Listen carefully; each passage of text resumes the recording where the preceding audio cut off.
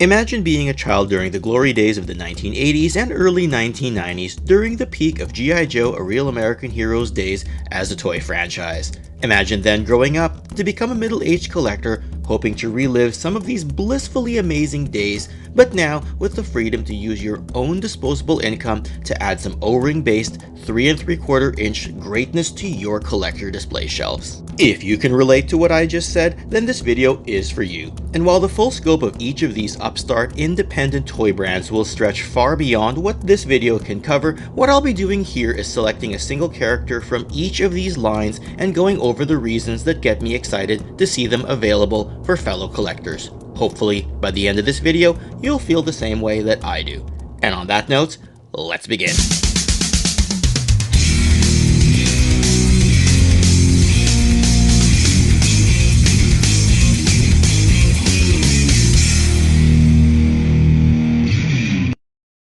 I have covered the entire concept of a toy renaissance in a previous upload, as well as the introduction of the specific O-ring renaissance that can be considered as part of the same movement that we are currently experiencing in the toy industry.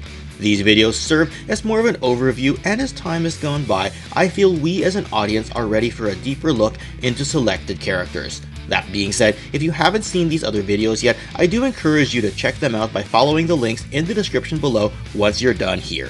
It is going to be difficult to pin down just one character per independent O-ring toy line to discuss here, but I felt it was important to highlight specific characters as I see each of these characters as an anchor point to hook my interest and highlight the things that these upstart companies are doing right. Note that I will have to repeat some information from older videos, but I feel it's necessary in order to progress the discussion into the direction that I'm intending to take here.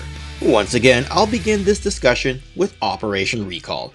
A line consisting of a who's who of G.I. Joe's brilliant creator minds of the 1980s, this line is in good hands, what with being headed up by 3DJoes.com curator Carson Metaxas, who himself is no stranger to delivering fan-made products.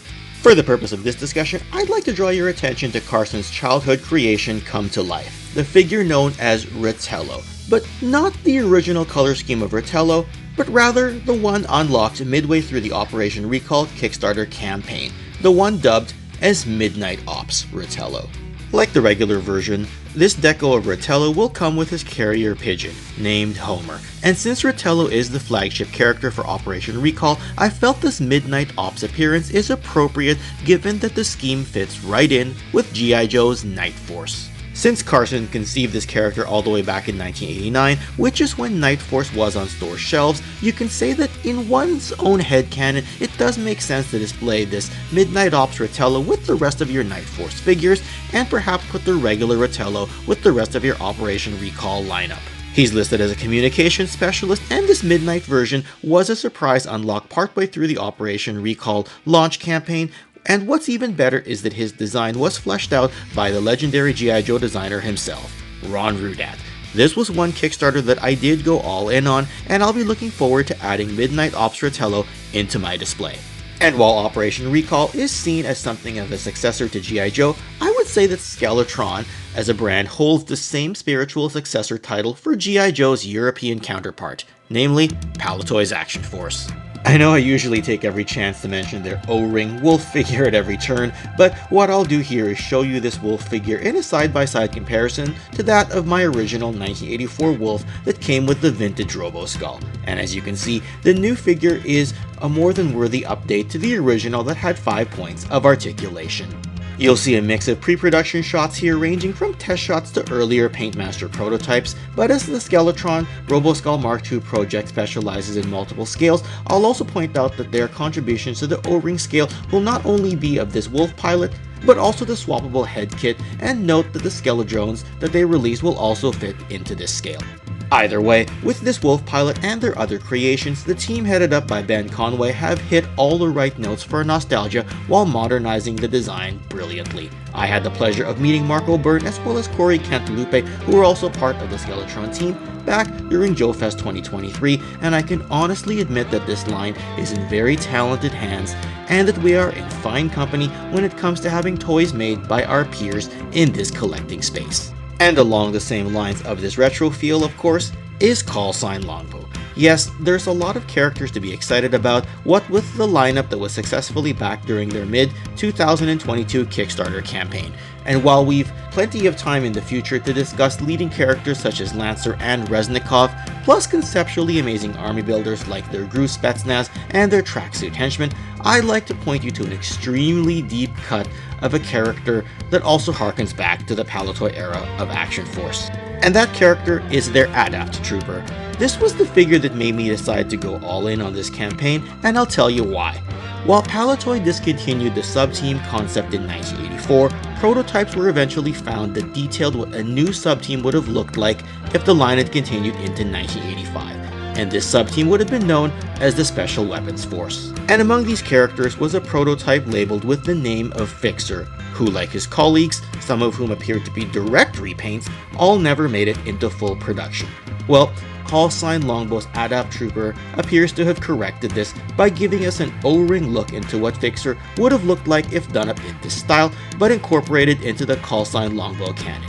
I admit I fanboyed a little when I had the chance to talk to Troy and John about this during their summer 2022 Kickstarter campaign to get this line launched. Lore and histories. So the figure I'm looking forward to the most is the regular Adapt Trooper from the research facility. And why? Because Action Force has for a lot of people who don't know this, the Action Force has what would have been released as a Special Weapons Force, one of the sub-teams that came after the main four sub-teams, would have been released if they had been allowed to keep going. And if you look at the Adapt Trooper's design, and Troy and John can either plead the fifth or they can acknowledge what I'm about to say, is that if you look right here where the camera is, so the color scheme harkens to the Action Force character Fixer, and it looks like show us again, Ken. Since we pulled you on the screen a little late, let's show it. Yeah, this is live NBC News. Let's get it right. We're entering a war here. So this is what Fixer would have looked like if he had been released as a in the 1985 line on the Special Weapons Force, and then you can take the character of Fixer and recolor him into Lightning, and then do the same thing for Sniper. So you kind of get a 3-in-1. So, it allows us to get that Special Weapons Force we never got before, which is why it's all the more important for us to unlock the Tactical Suit one. So the Tactical Suit one can go with my Longbow figures, and the regular Adapt Trooper can go with what I'm hopefully building as a Special Weapons Force. And this is me cheerleading Troy and John to do the other two repaints of the other two Action Force Special Weapons Force guys. Both the guys are grinning right now, so they're either going to plead the fifth or they're going to acknowledge what I say as you want to rebuttal that, Troy. I don't have any idea what you're talking about, Ken. I've never seen those pictures before. What is that? But that's why I love the Adapt Trooper. So if it only exists in Ken's headcanon, so be it. The whole adapt concept is that they can adapt to any situation and they're ready for any type of theater or battleground. So, yeah, I mean, I absolutely love that figure for a lot of the reasons that Ken brought up. But yeah, it's going to be, you're going to be seeing it for a while. Naturally, I sure love the deep cut characters that harken back to specific points in toy history. Moving along, I'd like to talk a bit about Strike Force Alpha. The character that I'm most excited about would be the Alpha-based Trooper. And while Strike Force Alpha does have an eclectic selection of characters, this one gets me pumped because of its color scheme. It's got something of a technological and futuristic look to it, though I'm not sure if that's the intent. It seems to come with a swappable head, but what really stands out to me is how it looks and how it could just fit in seamlessly with the late 1980s and early 1990s G.I. Joe figures. So this one for me is definitely more of a headcanon level of interest. Moving next to the ninja-themed Legends of the Hidden Force line, this character may be a bit of an obvious choice, but I really do like Shinobi, who's the main character of the line. Part of it is the dark blue attire, and part of it is that the company owners Darren, Matt, and Chad have done a lot to flesh out his backstory. As the story revolves around multiple ninja clans, you'll notice Shinobi is listed as an ex-member of the Sabo clan. His struggle feels very real as he left the clan after the death of his sensei, whom he was very close to, and he does not have the same level of relationship with the new master. As can be read in his bio, which you can pause and read anytime, Shinobi is troubled by an ominous feeling that something in the area he lives in is wrong. Trusting very few friends, he feels alone and leaves home without a plan, looking to find answers. Take note too of the elaborate multi-weapon piece system that the Legends of the Hidden Force figures will come with. We'll move over and talk about heavy armor toys, as well as their In the Navy line of army builders. My initial thought was to say that I'm most excited for the ketchup and mustard pair that would have been a great add-on to the Sky Striker crew to add to the stretch goal that was never funded in the HasLab campaign, but then I'd be saying that I was excited for 2 characters and not 1. As such, I'll draw your attention to the Navy Sailor as a figure that I like, and it's a perfect army builder to go on aquatic G.I. Joe vehicles, including the USS Flag, and would probably also look good next to Shipwreck. What's good about this one is that it does come with swappable heads and hands for different ethnicities as well as looks, and this perhaps is the figure that fits most seamlessly with your vintage G.I. Joe figures. This is one brand and Kickstarter that I never got to promote here on Toy Connections, largely due to other commitments at the time, but I'm glad that I'm able to give it some acknowledgement and attention here right now. I'm also aware that they have done some other figures already that were produced and kept separate from the Kickstarter. I also do want to talk a bit about Zika Toys as a company. This one's more of a combination of ideas rather than a single line, what with the release of their Riot Commando some time ago, but lately they've also been focused on what's called their Retros line, and note the neat spelling and font that they've selected for this. The Retros line seems to have multiple concepts associated with it, such as the pocket people shown here, and a line of figures simply known as Fist, and they're also involved with Easy Kill 9. Like I said, Zika has an amalgamation of ideas for us fans to choose from. And we'll close this video out with Delta 17, War in the Shadows. Now, because of my direct and immediate ties to the line, what with working to develop the line and representing them publicly, I put it towards the end of this video as I wanted to highlight my peers in the industry first, given how much I respect the work that they've all collectively done. The character highlighted here isn't actually a choice made by me, but it's one of a few characters I'd been hearing about most from people as their awareness of this line grows. Some are patrons of the channel, others are very good friends, but I always hear about the character Death Sparrow in the circles that I run in. In fact, my good buddy Hans Chow has done some great fan art for her, shown here.